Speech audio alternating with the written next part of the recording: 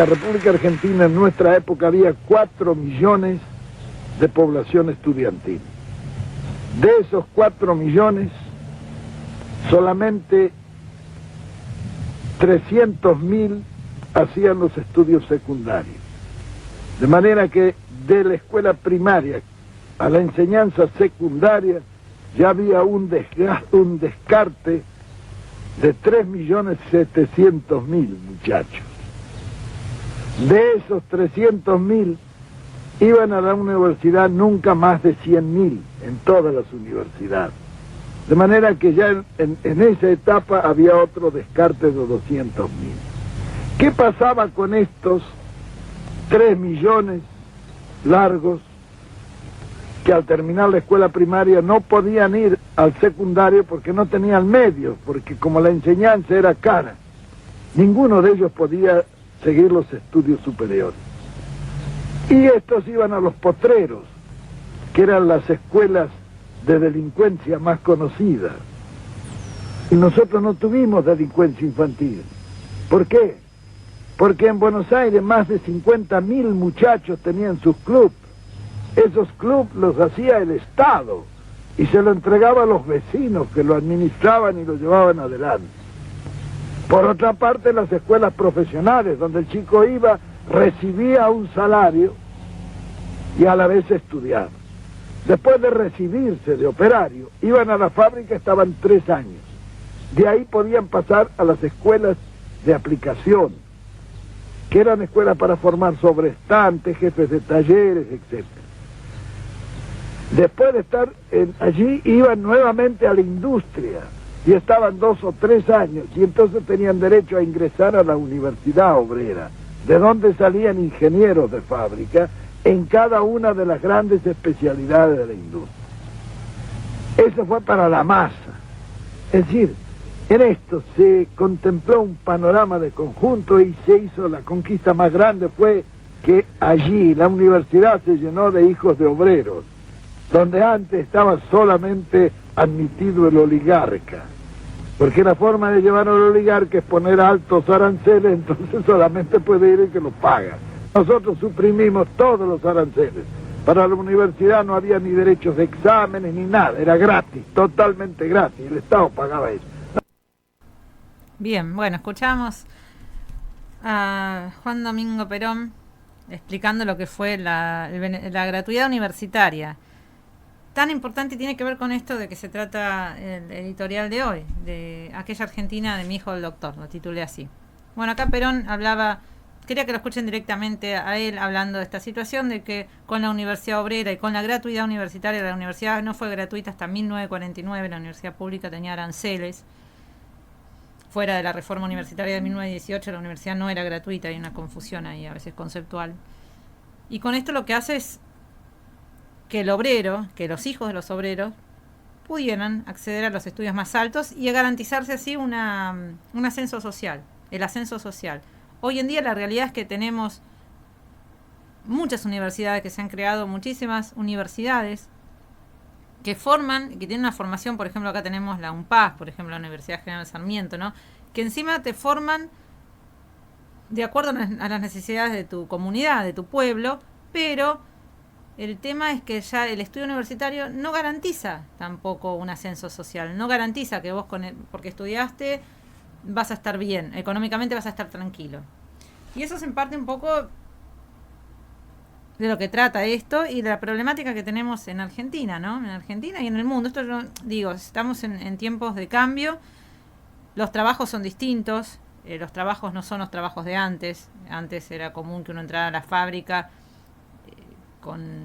como cadete, como peón, y podías salir como gerente, y te jubilabas, te juntabas los 30 años o más de aportes en esa misma fábrica. Entonces por eso también era fácil que todo el mundo tenía más de 30 años de aporte. Ahora no, ahora los trabajos son precarios, son salteados, no se genera antigüedad, no se genera la identificación con tus compañeros de trabajo, porque un día trabajas en un lado, otro día trabajas en el otro, no te rinde. A veces decís, no, la verdad que me rinde más trabajar en una empresa de repartos, con una aplicación, antes que estar en una fábrica por el sueldo, o trabajar de albañil, o trabajar de... No, ¿y para qué me voy a poner a a trabajar de tal cosa si gano más en una app haciendo tal otra, ¿no? Entonces estamos lejos de esa Argentina de Mi hijo el doctor. Mi hijo el doctor, así, el doctor, Mi hijo el doctor, es una obra del autor uruguayo Florencio Sánchez, ¿no? Fue estrenada en 1903 en Buenos Aires, una obra de teatro. Y en realidad eso trataba sobre las diferencias culturales, sociales, ideológicas de un muchacho entre dos generaciones, ¿no? Un muchacho, el hijo de la familia, que se va a la ciudad a estudiar medicina y bueno, cuando regresa al campo se encuentra con las diferencias que tenía con sus padres, ¿no? Más apegados a la tradición, a los valores tradicionales y que rechazaban los valores de la modernidad de aquel entonces, ¿no? Pero acá en nuestro país la expresión de Mi hijo el doctor fue y sigue siendo utilizada para caracterizar un cambio de época en nuestro país y definir así una sociedad de gran movilidad social, donde el ascenso social estaba prácticamente asegurado por la formación, el sacrificio y el estudio también.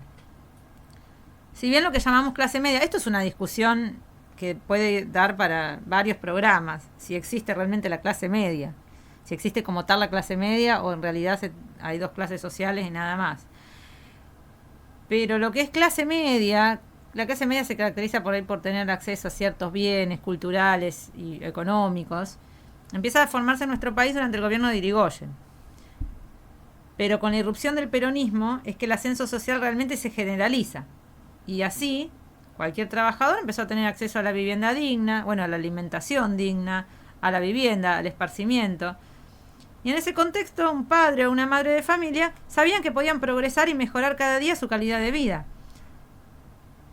Que trabajando, como digo yo, en una fábrica vos te comprabas tu terreno, ahorrabas, te ibas de vacaciones, te comprabas el auto, hasta si tenías como digo siempre, si estabas en una situación un poquito mejor, hasta te comprabas una casa en la costa, incluso.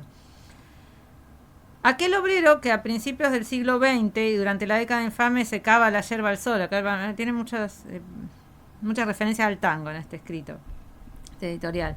Aquel obrero que a principios del siglo XX y durante la década infame secaba la yerba al sol y andaba con los zapatos rotos, en tiempos del peronismo pudo comprarse una casa e irse de vacaciones. Ese obrero, consciente de sus derechos, sindicalizado, unido a sus compañeros y representado políticamente, era ciertamente lo que rechazaba la oligarquía.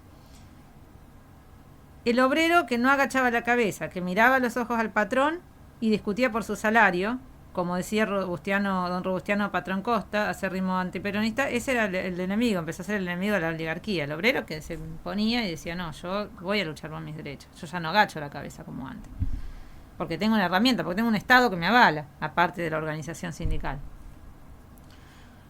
En 1949 Perón decreta la gratuidad universitaria, como lo escuchábamos. Y fíjense que en el audio de Perón que ustedes escucharon, él hace referencia a cómo él eliminó la delincuencia juvenil. Él dice, no, los chicos ya no estaban en el potrero, estaban en un club. Nosotros no eliminaron la juventud bajando la edad de imputabilidad o construyendo más cárceles. Bajaron la delincuencia juvenil conteniendo a los jóvenes en universidades, logrando que puedan hacer el secundario, logrando que estén contenidos en un club de barrio, refortaleciendo la comunidad organizada, no es solamente un lema la comunidad organizada. Entonces nosotros no podemos estar aplaudiendo que construyan la cárcel más grande de Latinoamérica. Entonces, como Perón decreta la gratuidad universitaria, eliminando todo tipo de aranceles en las universidades públicas. Y ya un año antes había creado la Universidad Nacional Obrera, la que es la UTN.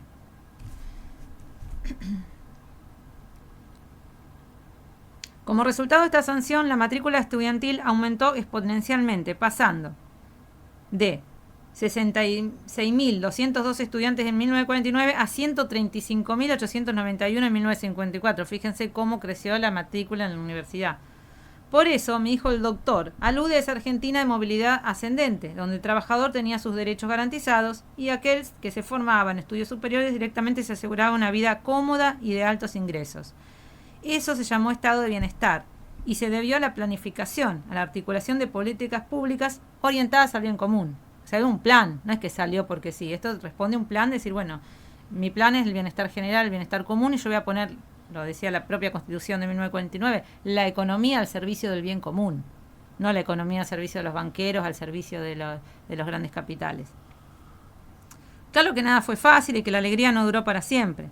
El bombardeo a la plaza, el golpe del 55, la proscripción, el nuevo golpe del 76, todo eso vino a desterrar ese tipo de sociedad, porque el poder oligárquico nos quiere sometidos, dispersos y sin capacidad de pensar.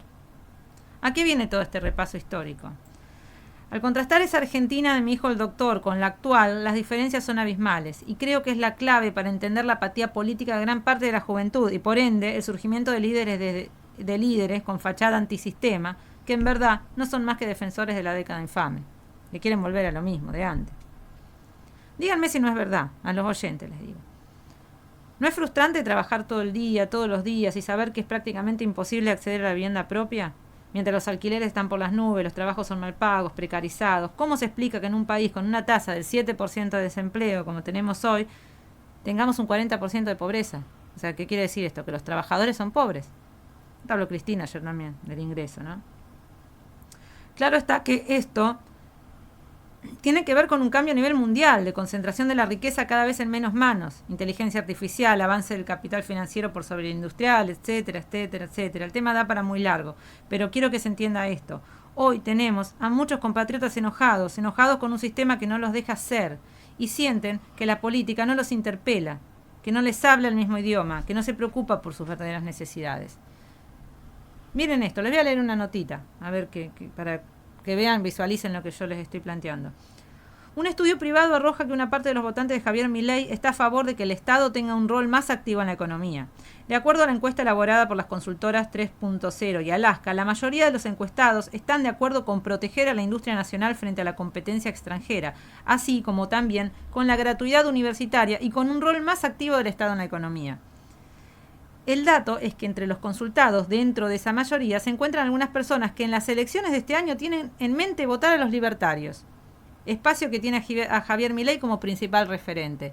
O sea, se consulta a personas que están a favor de la gratuidad universitaria, que están a favor de que el Estado regule la economía, que están a favor de que se proteja la industria, pero piensan votar a Milei.